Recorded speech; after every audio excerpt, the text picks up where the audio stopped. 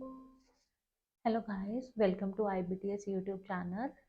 जैसे कि हम बात कर रहे हैं पीजीटी केमिस्ट्री के लिए और चैप्टर पढ़ रहे हैं हम कोऑर्डिनेशन कंपाउंड, और जिसके ऊपर हम एक लेक्चर में बात कर चुके हैं, काफ़ी बेसिक सीख चुके हैं और उसके बारे में एक डीप डिस्कशन कर चुके हैं।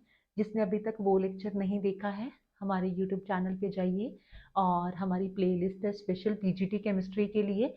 वहाँ पे जाके आप इसका सिलेबस की डिस्कशन देख सकते हो। इसके अलावा कुछ और टॉपिक्स भी मिल सकते हैं आपको, और आप कोऑर्डिनेशन कंपाउंड पार्ट 1 देख सकते हो। चलो टाइम वेस्ट ना करते हुए हम पार्ट 2 शुरू करते हैं, उसी चैप्टर को कंटिन्यू करते हुए। हमने वहां पे पढ़ा था मोनोडेंटेट एंड पॉलीडेंटेट लिगेंड्स क्या होते हैं। एजेंट्स बोलो चाहे लिगेंड्स बोलो, यहाँ पे हम बात कर रहे हैं चिलेट लिगेंड्स के बारे में। ठीक है, कहते हैं चिलेट लिगेंड्स वो होते हैं जो चिलेशन शो करते हैं, और चिलेशन शो करने के लिए आपके पास कोई एट लीस्ट बाइडेंटेट लिगेंड तो होना चाहिए। ठीक है, मतलब कोई पॉलीडेंटेट लिगेंड होना चाहिए, कोई मोनोडेंटेट लिगेंड है जो वो नहीं शो कर सकता चिलेशन, दैट्स इट। ओके, सो अब मैं अगर बाइडेंटेट लिगेंड्स की कोई एग्जांपल लूं, एक एग्जांपल आपके सामने पड़ी है बट मैं आपको कुछ एक्सप्लेन करना चाहती हूँ। जैसे कोई एक सेंट्रल मेटल है, कोई मेटल है, ओके। यहाँ पे क्या है, मैंने ले लिया ईएन वाला। ईएन क्या था, उसका ऐसा होता था NH2 CH2 CH2 NH2, ethylene diamine. देखो वो इस साइड से बनाएगा और इस साइड से भी मान लो एक और EN2 है, और वो क्या बना रहा है, वो एक रिंग बना रहे हैं। क्या बना रहे हैं, वो एक रिंग बना रहे हैं, जैसे कि इन दिस वे, राइट। अब मान लो यहाँ पे एक रिंग बन गया। अब यहाँ पे ये एक चिलेशन लिगेंड है, ये एक रिंग बन गया। एक और मैं रिंग बनाऊं, उस रिंग के लिए ना मैं ग्लाइसिनेट ले लूं। ग्लाइसिनेट क्या था, या मैं EDTA ले लूं, कोई ऐसा बाइडेंटेट लिगेंड में ले रही हूँ या कोई ऐसा पॉलीडेंटेट लिगेंड में ले रही हूँ जिसके पास डिफरेंट डिफरेंट डोनर एटम्स हो, राइट। जैसे मैंने, अगर मैं वो वाला लूंगी तो उसमें क्या था, उसमें इस एक साइड से नाइट्रोजन अटैक कर रहा था, लेकिन दूसरी साइड से कौन कर रहा था, ऑक्सीजन। कौन अटैक कर रहा था, ऑक्सीजन अटैक कर रहा था। अब देखो, इन द सेम वे जब इस साइड से भी स्ट्रक्चर बनेगा तो ऑक्सीजन क्या करता है, ऑक्सीजन की अट्रैक्शन पावर अलग है, नाइट्रोजन की अलग है। सो अगर डिफरेंट डिफरेंट अट्रैक्शन पावर है, दैट मीन्स कोई अपनी तरफ ज्यादा अट्रैक्ट करेगा, कोई कम करेगा, तो एक डिस्टॉर्टेड सी स्ट्रक्चर बनेगी, एक स्टेबल रिंग नहीं बन सकती। स्टेबल रिंग बनाने के लिए आपके पास at least same donor sites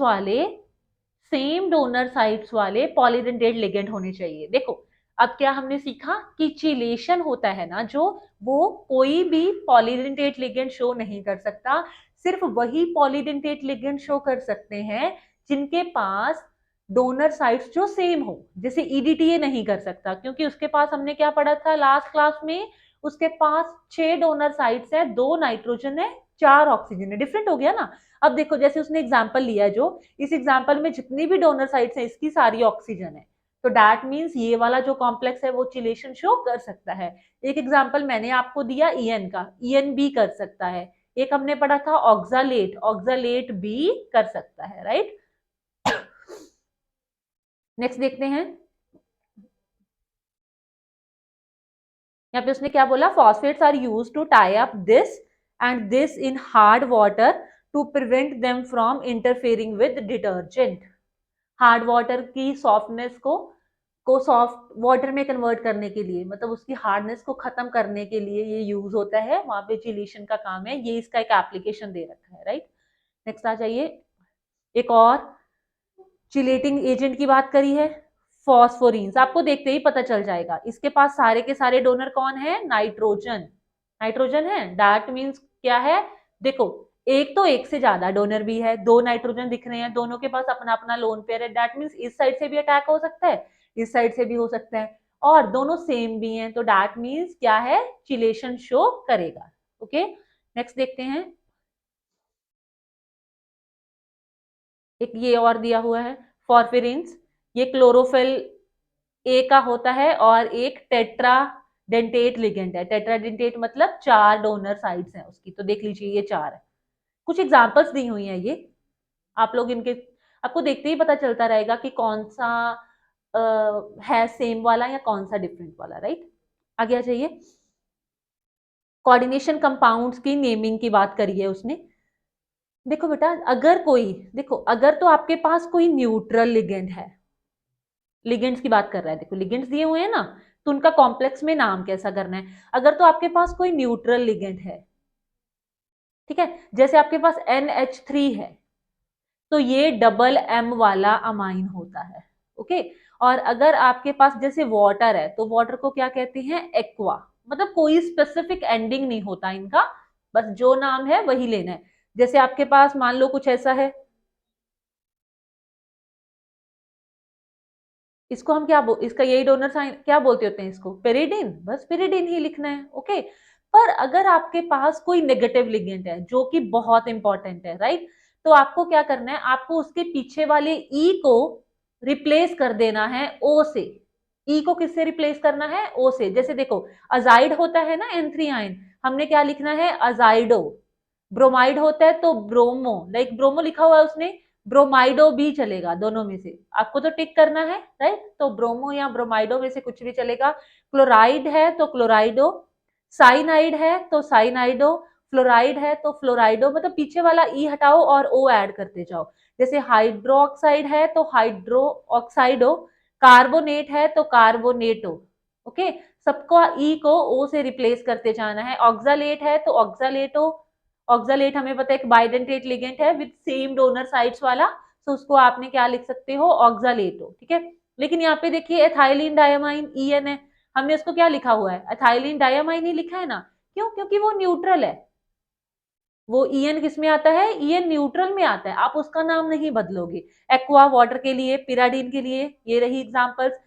CO को क्या लिखते होते हैं, कार्बोनिल। ओके। अगर आपके पास NO आ जाएगा तो क्या लिखेंगे, निट्रोसाइल। ये क्या है, ये सारे के सारे जो मैंने इधर लिखे हुए हैं, ये सभी क्या हैं, ये सभी न्यूट्रल लिगेंड्स हैं विद जीरो चार्ज। और यहाँ पे जो बाकी हैं वो क्या है, नेगेटिव है, तो उनके पीछे हमने क्या लिखाना है, ब्रोमाइडो एंड ऑल। ओके। अगर मान लो जैसे निट्रोसाइल को वो NO पॉजिटिव की फॉर्म में आपके सामने प्रेजेंट कर दे, ओके, तो हमें इसको क्या कहना है, हमें इसको कहना है निट्रोसोनियम। पीछे ना IUM ऐड करते होते हैं अगर लिगेंड पॉजिटिव हो, जो कि बहुत रेयर दिखने को मिलता है। मोस्ट ऑफ द टाइम हमें न्यूट्रल एंड नेगेटिव लिगेंड्स ही देखने को मिलते हैं, लेकिन अगर वो पॉजिटिव हो तो हमें उसको क्या लिखना होता है, निट्रोसोनियम। The basic protocol in coordination nomenclature is to name the ligand attached to metal as prefix before the name metal. Like पहले ligand का नाम लिखा होता है, फिर लिखा होता है सेंट्रल मेटल एटम का। और मोस्ट ऑफ द टाइम क्या होता है, बस बेसिक प्रीफिक्स, उसको जैसे वाटर को एक्वा बोलते हैं, तो जो उसको एक प्रीफिक्स दिया हुआ है, आपको सिर्फ उसी प्रीफिक्स को क्या करना होता है, मेंशन करना होता है। आगे बढ़ते हैं।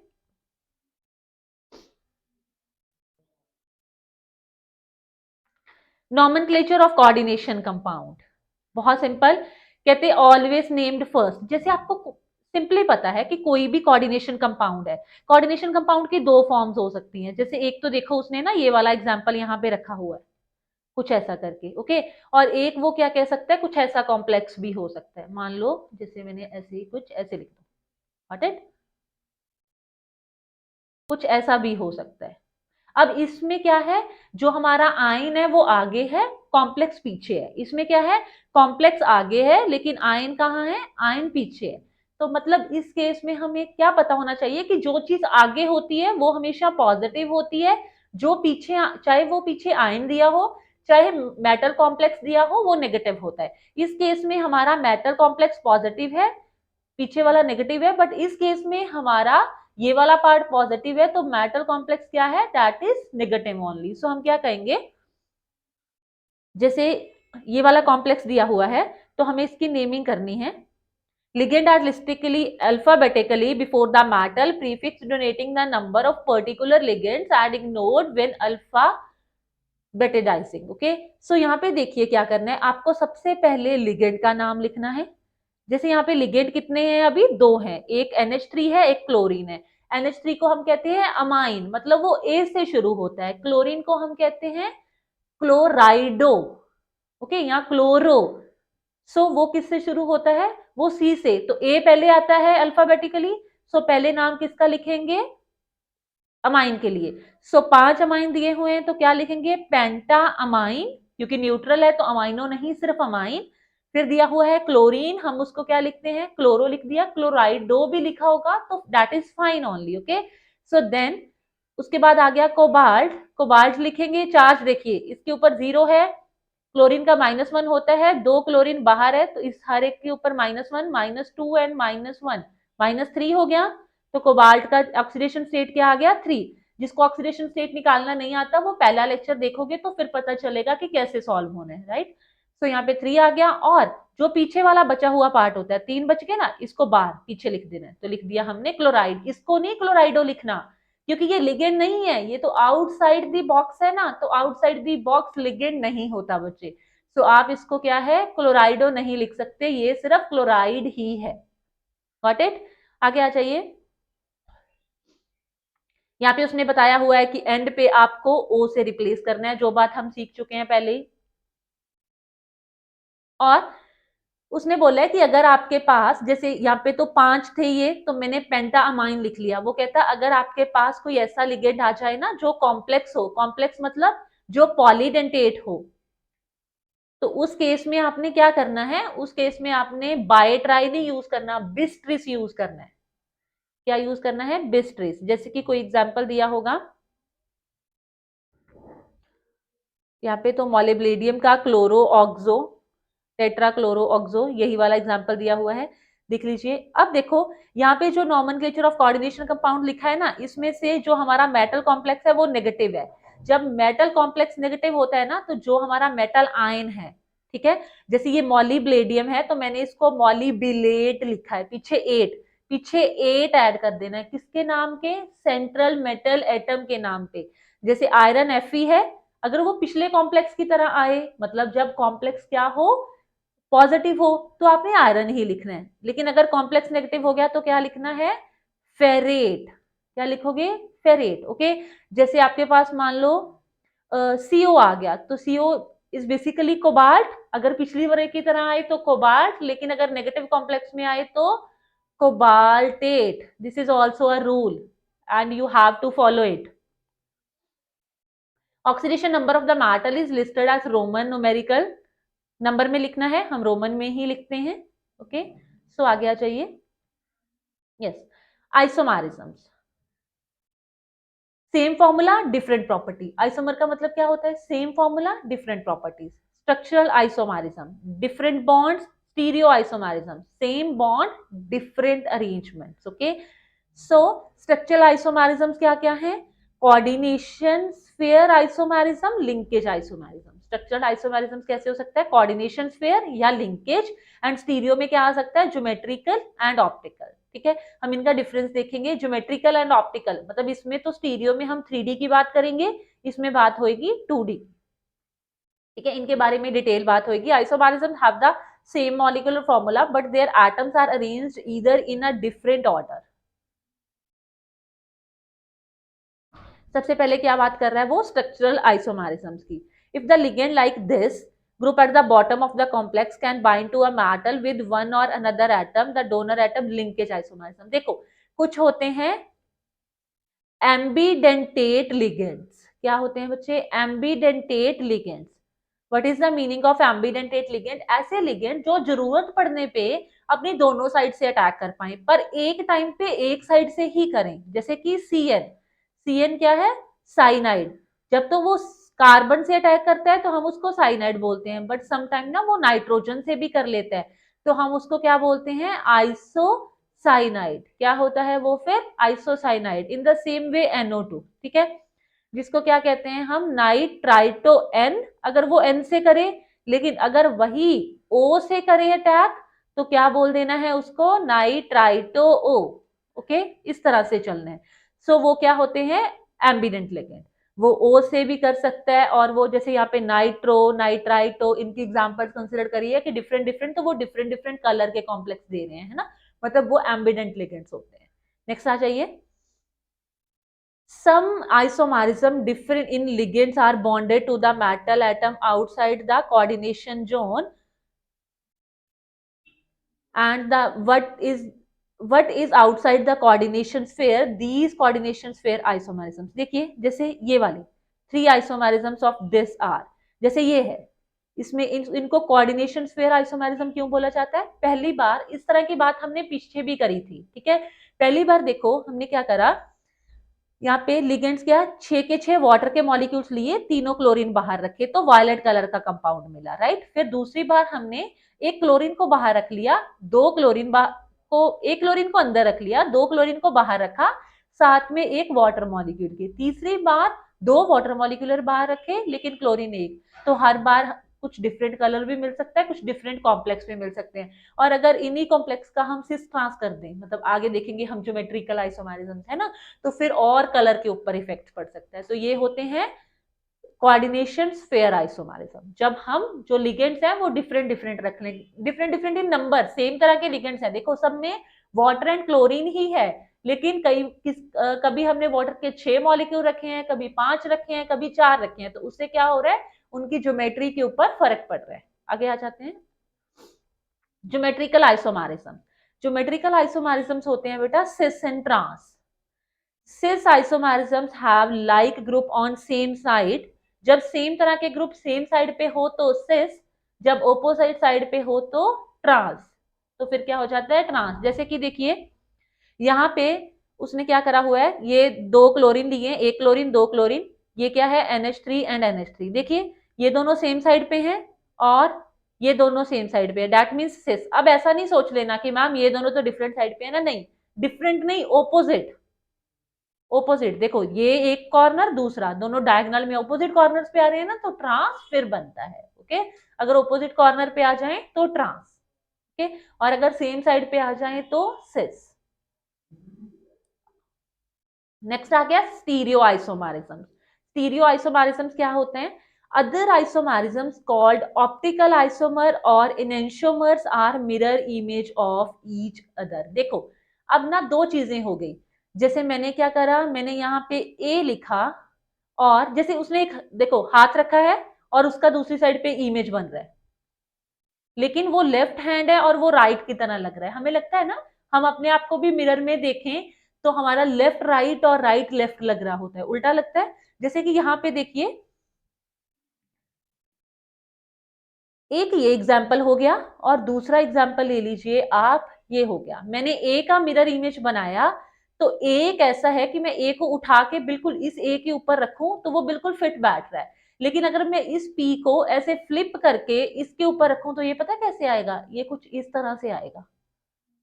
दैट मीन्स दोनों एक दूसरे की मिरर इमेज तो है, ये भी मिरर इमेज है, ये भी मिरर इमेज है, लेकिन ये क्या है, ये सुपर इम्पोजेबल है। सुपर इम्पोजेबल मतलब पक्का फिट बैठ रहा है, और ये क्या है, ये नॉन सुपर इम्पोजेबल है। ये क्या है, नॉन सुपर इम्पोजेबल। जैसे यहाँ पे लेफ्ट हैंड हमें राइट दिख रहा है, मतलब non super imposable, mirror image तो है लेकिन है कौन सी, नॉन सुपर इम्पोजेबल। और जब कोई mirror image of each other हो पर हो कौन सी, नॉन सुपर इम्पोजेबल, तो फिर क्या बनते हैं बच्चे, ऑप्टिकल आइसोमर बनते हैं, जिनको क्या बोला जाता है, एनेंशियोमर्स बोला जाता है। Just right hand will not fix it to the left glove. Two enantiomers cannot be superimposed on each other. मतलब जो enantiomers होते हैं, जो ऑप्टिकल आइसोमर होते हैं, वो एक दूसरे पे सुपर इम्पोज नहीं करते, वो क्या होते हैं, non super imposable of each other, okay. So the molecule और ions that exist a pair of enantiomer is said to be chiral. अब देखो जो भी लिगेंड्स है ना, ऐसा नहीं है कि कोई भी बन जाएगा एनेंशियोमर, नहीं, वो कायरल होना चाहिए, मतलब जो आपको कॉम्प्लेक्स मिलेगा ना उसके बीच में एट लीस्ट एक ऐसा कायरल लिगेंड होना ही चाहिए, फिर एनेंशियोमर बनेगा, अदरवाइज नहीं बनेगा। देखते हैं freezing point. One exception is that the interaction of chiral molecule with plane polarization light. Enantiomer chiral carbon is placed polarized, shown this. No, ये हमारे इतना काम का नहीं है, रोटेशंस की बात नहीं है जी। एग्जाम्पल में देख लेते हैं हम पीछे बेटा, आ जाइए यहाँ पे, देखिए यहाँ पे क्या है, ये एन का क्या मतलब है, ये EN लिया हुआ है, EN को ऐसे रखेंगे ना, एक इस नाइट्रोजन एक इस नाइट्रोजन, एक देखो EN ये रखा हुआ है, तो ये इसका मिरर इमेज बनाया हुआ है ना, मतलब ये जो कॉम्प्लेक्स है ना वो कुछ ऐसा है, दो के EN के और 2 क्लोरीन की, तो उसने स्ट्रक्चर बनाया है ये। अब देखो जब इसका मिरर इमेज बना तो ये बन गया ना। अब इसको बिल्कुल उठा के इधर रखेगा तो जो ये वाला पार्ट है, ये नाइट्रोजन वाला, वो इधर आएगा, इसका इधर आएगा, ये दोनों क्लोरीन उसके इधर आएंगे। That means non super imposable हो गया, मतलब इनएंशियोमर हो गया। ओके,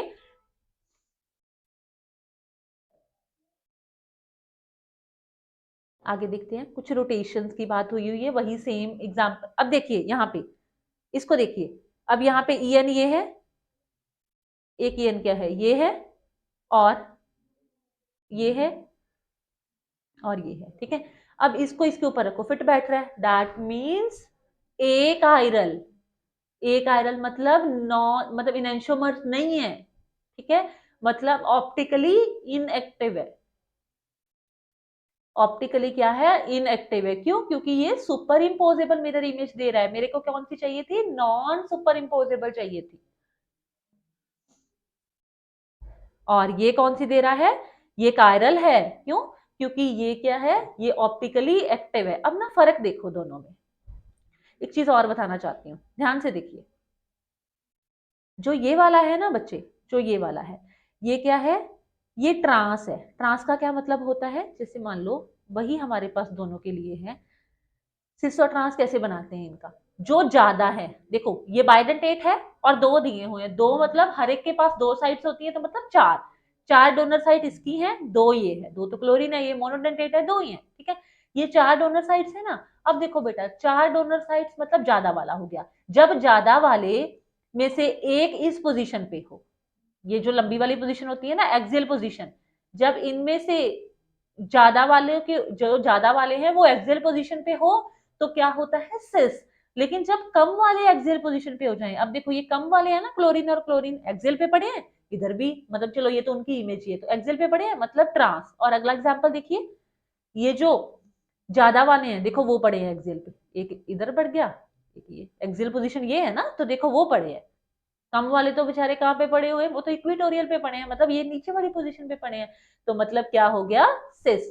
तो आपको पता होना चाहिए, जो सिस होते हैं वो ऑप्टिकली एक्टिव होते हैं, और जो ट्रांस होते हैं वो ऑप्टिकली इनएक्टिव होते हैं। ओके,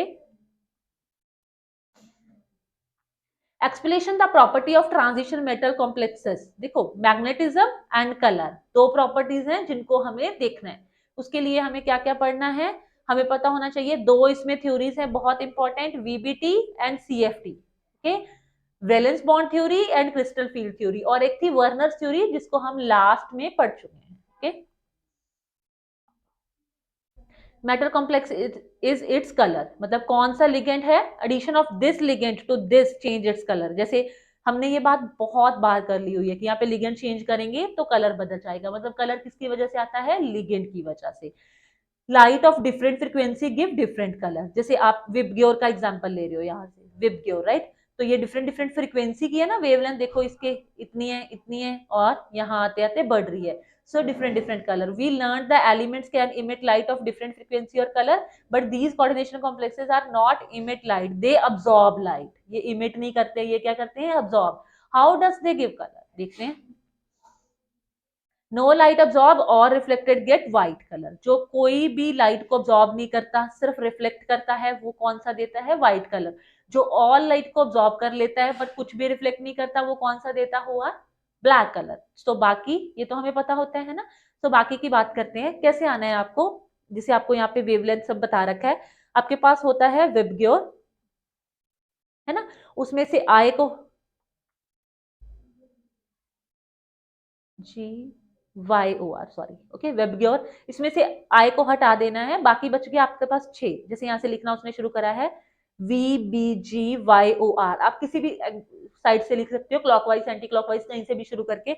अब देखो, अगर कोई ऑब्जॉर्व कर रहा है जैसे रेड कलर, तो वो उसको वो इमिट कौन सा करेगा? ग्रीन। अगर कोई कर रहा है वॉलेट तो येलो, अगर कोई कर रहा है ब्लू तो ऑरेंज, अगर उल्टा तो उल्टा, मतलब कॉम्प्लीमेंट्री कलर व्हील है ये एक तरह का। आपको पता होगा, अगर वो कोई मतलब उसने कोई वेवलेंथ दी होगी और वो कह रहा है कि वो रेड कलर अब्जॉर्ब कर रहा है, तो वो इमिट कौन सा कलर करेगा? तो आप सीधा ये अप्लाई कर सकते हो कि वो ग्रीन कलर को इमिट करेगा। ओके, नेक्स्ट आ जाइए। जैसे ये, अब ये कॉम्प्लेक्स है, जो ऑब्जॉर्व करता है ग्रीन लेकिन लुक्स करता है पर्पल, ठीक है। पर्पल मतलब वायलेट है ना, तो इसको करता है emit. Metal complexes and color, but why do different ligands on the same metal give different color? Why do different ligand change absorption? ठीक है, मतलब different ligand different color क्यों देते हैं, वो absorption उनसे change क्यों हो जाती है? तो आपको पता होना चाहिए, model of ligand metal bonding, electron bonds are polarised. आपको एक चीज पता है कि जैसे जो डी होता है ना, हमारे पास डी ऑर्बिटल होता है ना, उसके 5 ऑर्बिटल्स होते हैं, 2 3 4 5, ओके 5 हो गए, जिसमें से 2 क्या होते हैं, 2 होते हैं D Z square, D X square minus Y square, ठीक है, ये होते हैं अलोंग द एक्सेस, इनको क्या बोलते हैं, अलोंग द एक्सेस।